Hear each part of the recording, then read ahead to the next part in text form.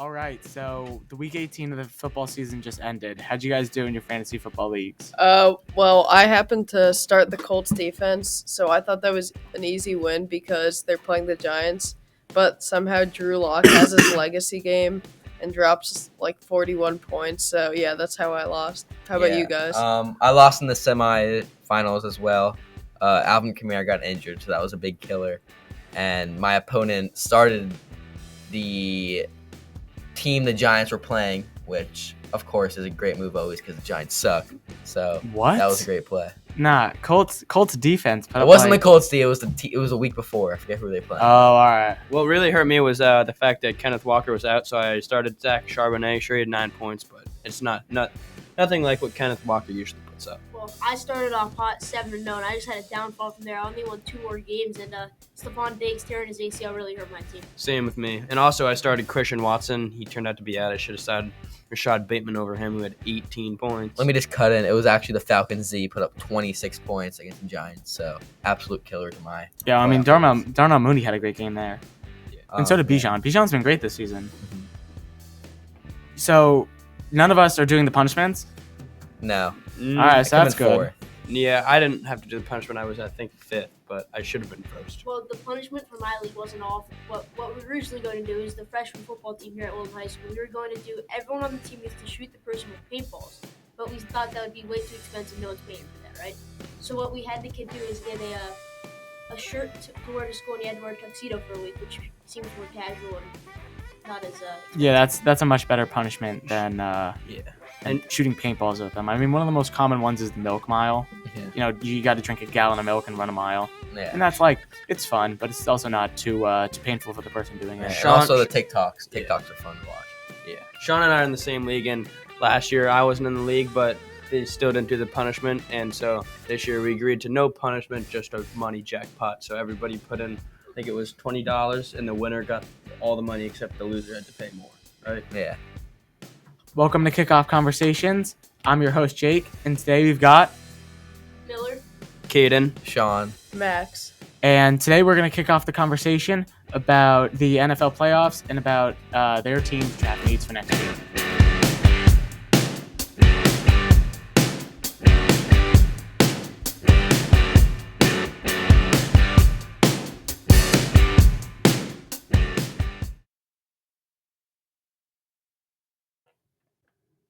So this weekend is wildcard weekend.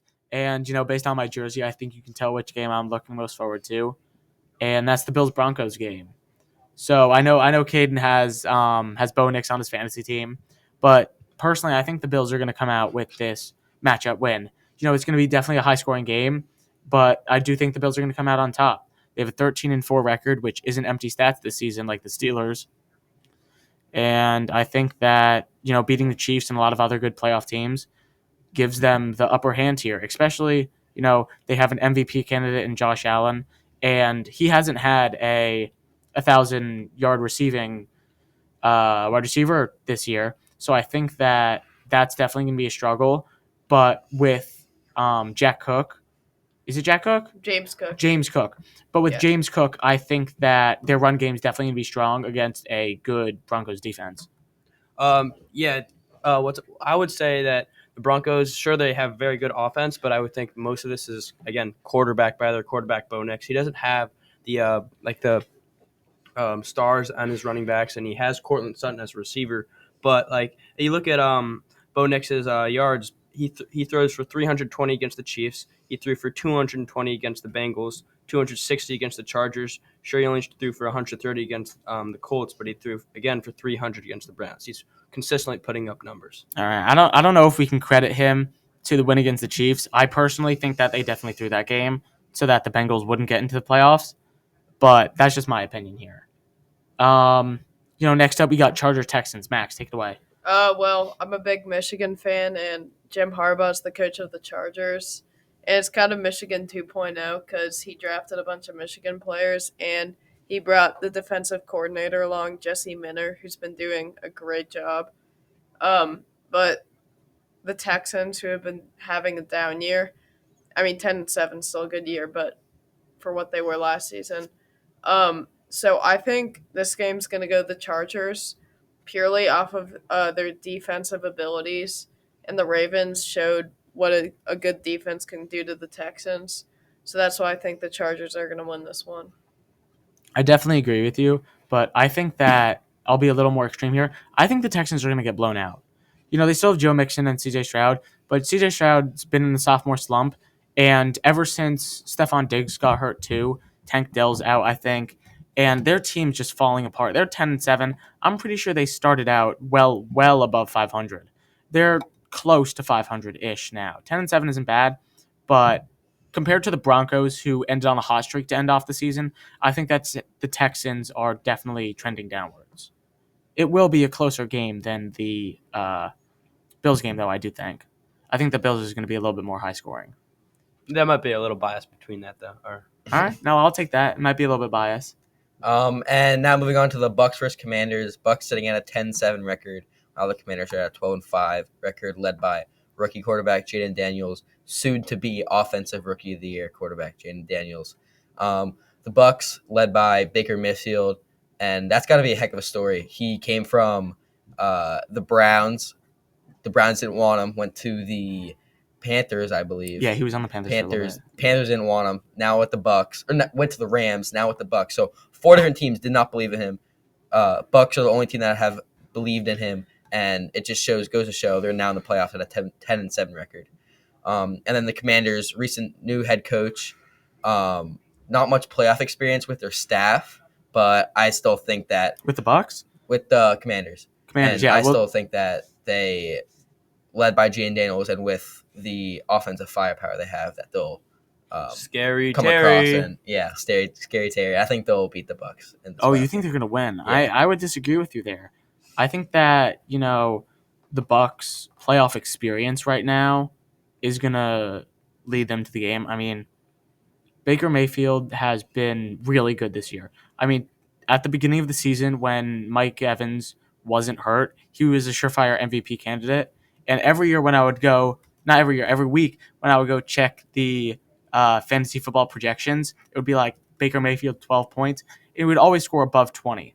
And I think that goes to show how much generally the media has disrespected him when he is a very above average quarterback that I think can lead his team to this win. And also Mike Evans, after coming off of being hurt, he still has over 1,000 yards for what was it, the 11th season in a row? I think so. I think he has the record. Yeah, and one thing Yeah. to add for the Commanders' case, this is For the Commanders? for the Commanders, the last playoff, they have home field advantage for this game. So the last playoff game that their fans had to see was in last playoff game that they were in was 2020, and before that was 2015. So their fans are dying for another playoff game. I think they'll show out, they'll be loud, and I think that's a big reason why they'll come up on top. Is against that the at Bucks. home for the Commanders? It is, yeah. Yeah. Okay. So we Now got moving on to Pittsburgh Ravens versus Ravens Ravens. Steelers, yeah. That's a big game, divisional matchup. Personally, I think the Ravens will come out, but the Steelers, tough team. I think Mike Tomlin never had a losing record, so they're used to winning. And also, the Steelers are 8-2 against the Ravens in their last 10 matchups, so they know how to stop Lamar. They know how to stop their defense, get around their defense, and I think that this will be a very close game that most people won't expect. Yeah, I think with the way that the Steelers have been playing, which is Not very good for the not last very 4 good. games. They started off the season very well, and I think they're showing signs of that they're going to lose. I think about last year, the Eagles. They had a good start to the season, and then they started to trend downwards, and they lost in the first round to the Buccaneers.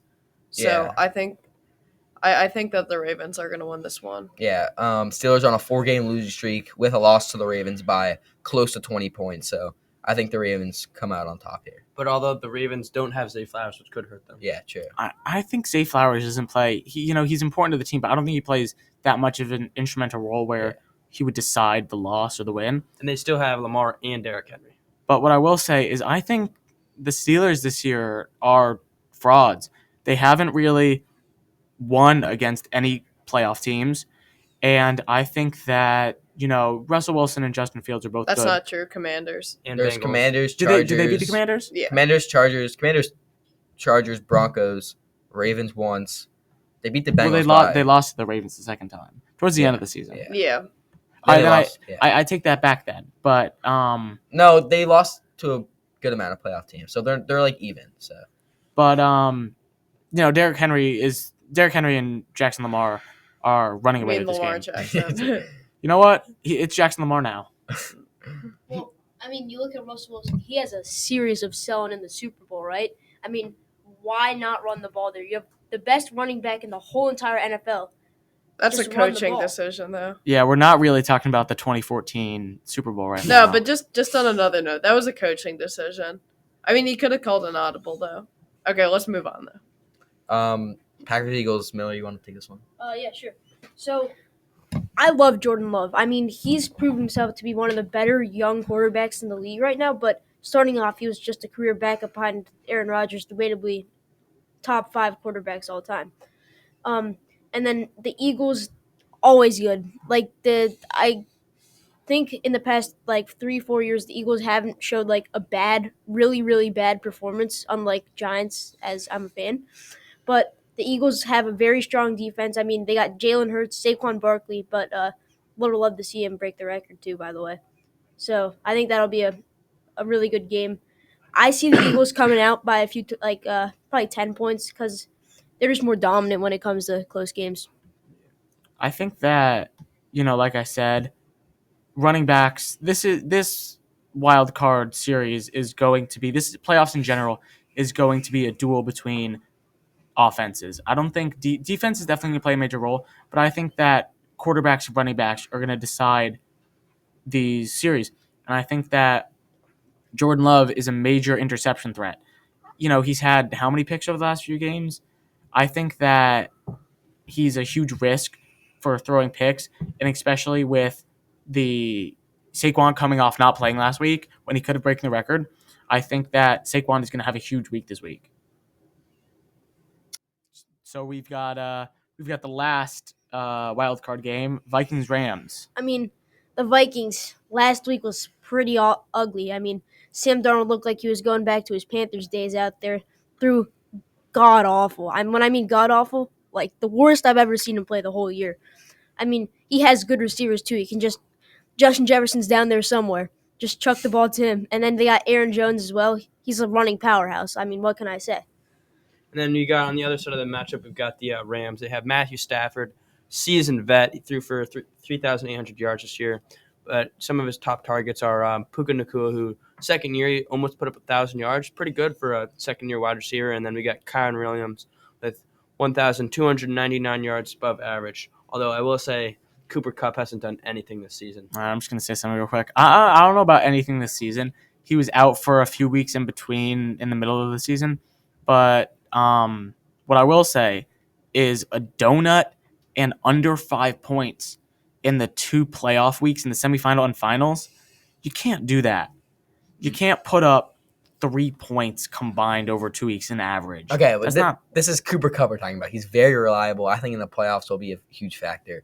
But when they take away Puka, you always have Cooper. He's also a star receiver. Don't get that wrong. Still a stud, but he's on a downward trajectory right now. He's not living up to his name. That's what he's doing. Agreed. Obviously, it's towards the end of his career, I'd say. You could say that, but I think that you used to be able to say, Cooper Kupp is in the same realm as Mike Evans, but I don't think that's the case right now. No.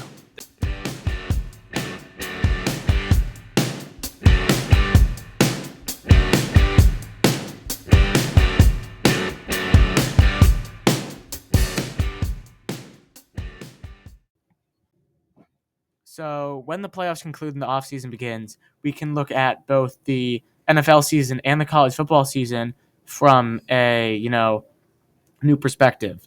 But right now, we can tell who's going to be the top picks in the draft.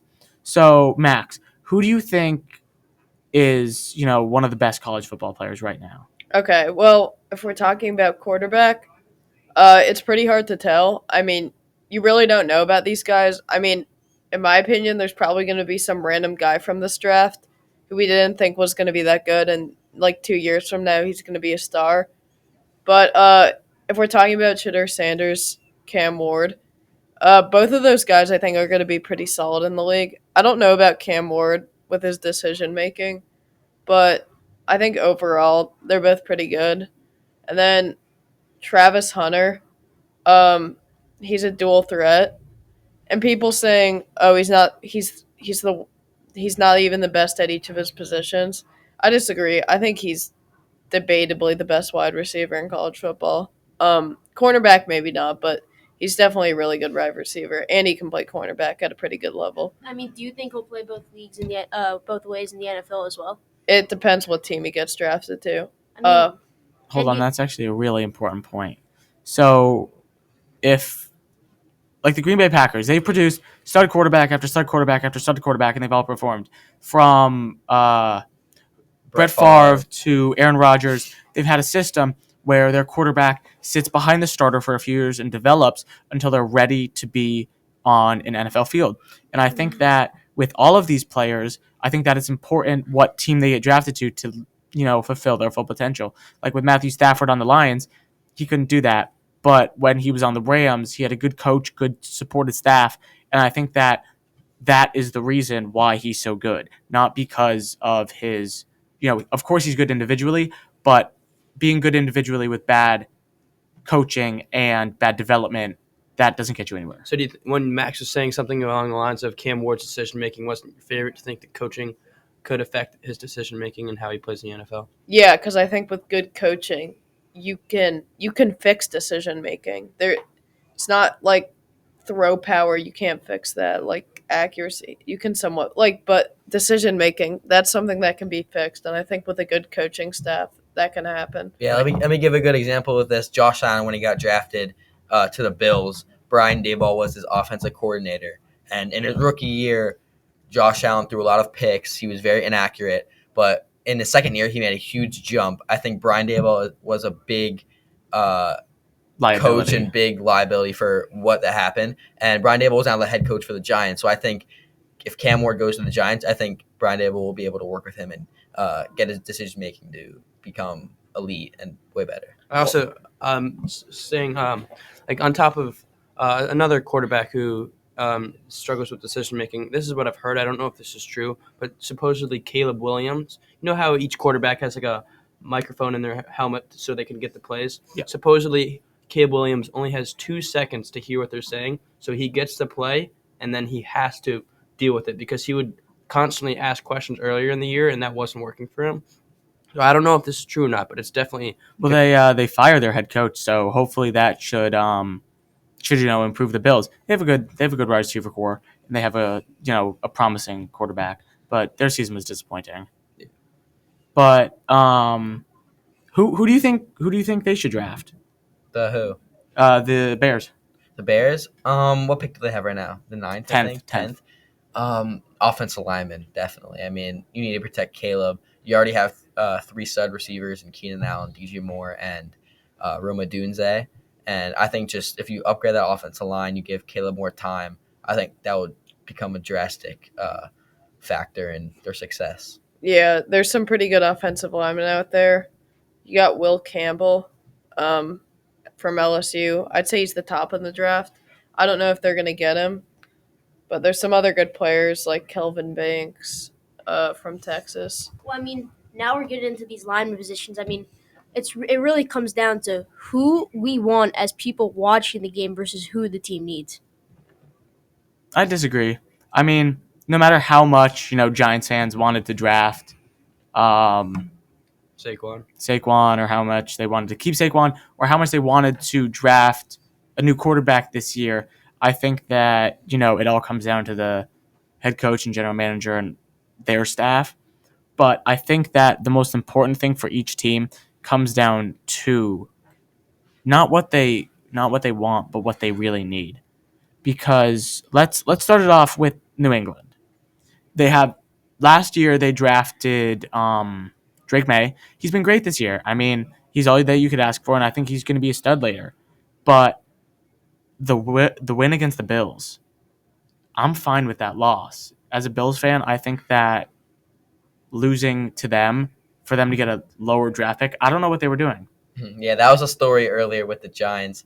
Maybe the Eagles lose on purpose to bump the Giants draft pick down to 9 or 10, which would really change the course of their future with getting a quarterback or Travis Hunter or any good player in the draft. I mean, by the time the Giants draft, there may not be any quarterbacks. It depends on what the Browns do. I feel like the Browns' pride may be a bit hurt because they signed Deshaun Watson to that huge contract, and he's not playing well at all. So they're probably going to do what, hopefully, as a Giants fan, they do what the Giants did and keep Daniel Jones for another year, even though he's playing terribly, and sign him to that big contract.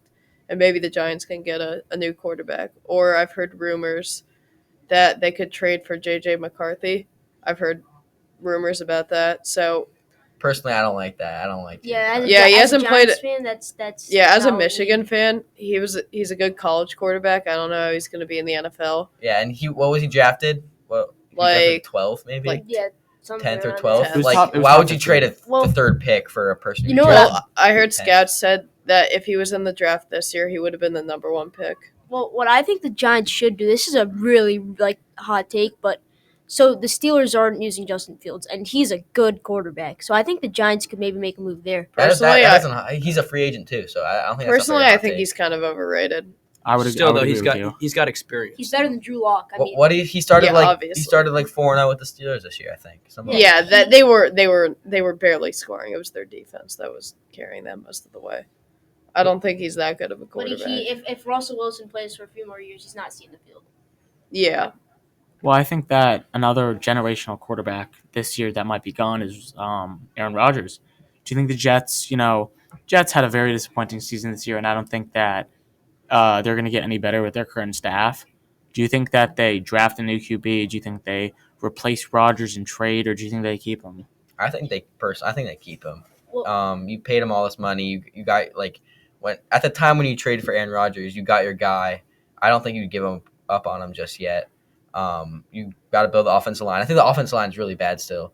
So I think you take an offensive lineman. Plus, this quarterback class is not the best. So I think you don't want to rush a QB just because you need one. Well, going back to the Giants, I saw this on Instagram that said Coach Prime would go to a team if he could coach both of his sons. And I was like, immediately clicked in my mind as a Giants fan, let's do this. Like, if we had all that, I feel like it would change our team completely, and that'd be a really cool aspect of the team. Define all that. Is that Sanders as the head coach? Or? Yeah, so Deion Sanders as a head coach, coaching both of his sons, Shador, and the other one that's at Shiloh. Shiloh. I don't And- think the Giants Shiloh's would ever not do good that. enough. I don't to think make that's it. going to happen, but I think more likely is that they draft Arch Manning because Yeah, that's Eli played for them Legacy. for a while. Legacy. the is a problem big with thing. Arch Manning is what is he?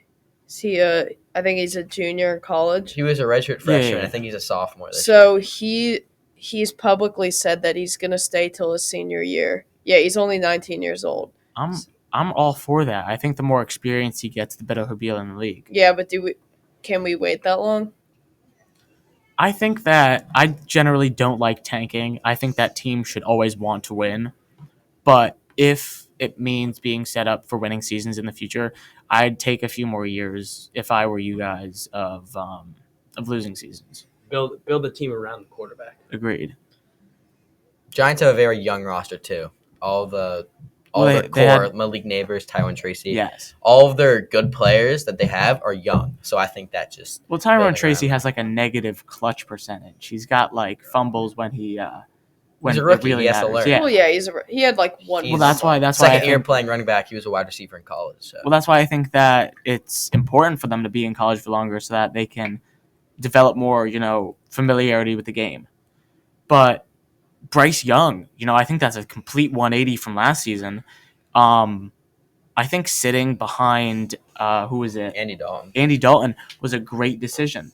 And I think that giving quarterbacks time to develop instead of, throwing them into the league is important. Following like the Packers strategy and like as we were talking about earlier. Yeah. So we can go back to the Titans. So they have the number one pick.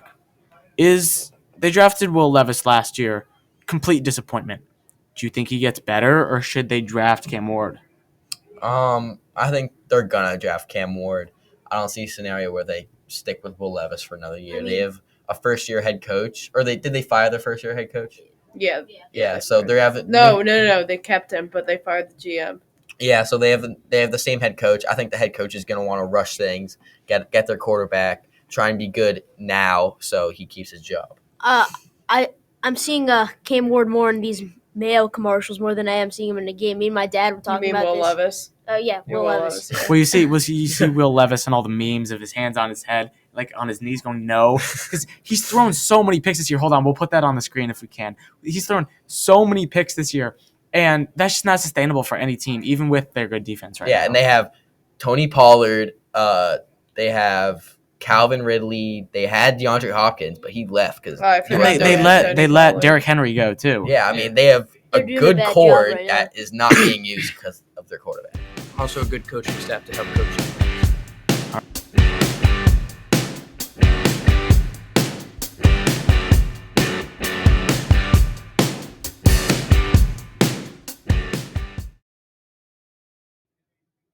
This is the last episode of season 1 of the Kickoff Conversations podcast.